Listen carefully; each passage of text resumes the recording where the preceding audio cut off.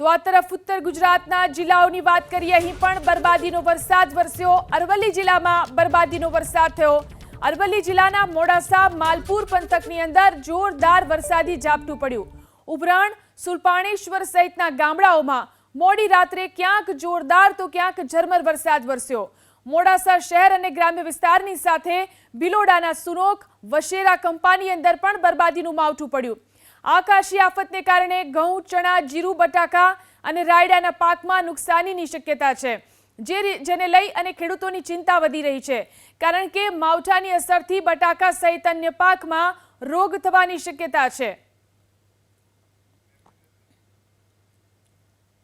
તો આ તરફ સાબરકાંઠા જિલ્લામાં માવઠાને કારણે ખેડૂતોના જીવ તાળવે ચોંટ્યા છે। વડાલી અને આસપાસના ગ્રામ્ય વિસ્તારોની અંદર વરસાદ વરસ્યો। ભારે પવન સાથે વરસાદથી ખેતીના પાકમાં નુકસાનની શક્યતા જોવા મળી રહી છે। ઘઉં, બટાકા, ચણા સહિતના પાકમાં નુકસાનીની શક્યતાને લઈ જગતનો તાત ચિંતિત બન્યો છે।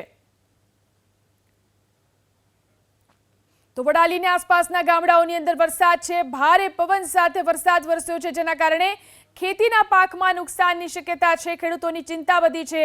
ઘઉં, બટાકા, ચણા સહિતના પાકમાં રોગ આવી શકે છે, નુકસાન થઈ શકે છે।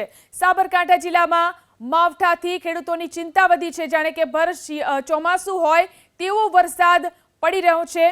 વડાલી અને આસપાસના ગામડાઓની અંદર આ બરબાદીનો વરસાદ, જેના કારણે ખેડૂતોનો શિયાળુ પાક બરબાદ થઈ શકે છે। તો ભારે પવન સાથે વડાલી અને તેની આસપાસના વિસ્તારોમાં વરસાદ ખાબક્યો છે।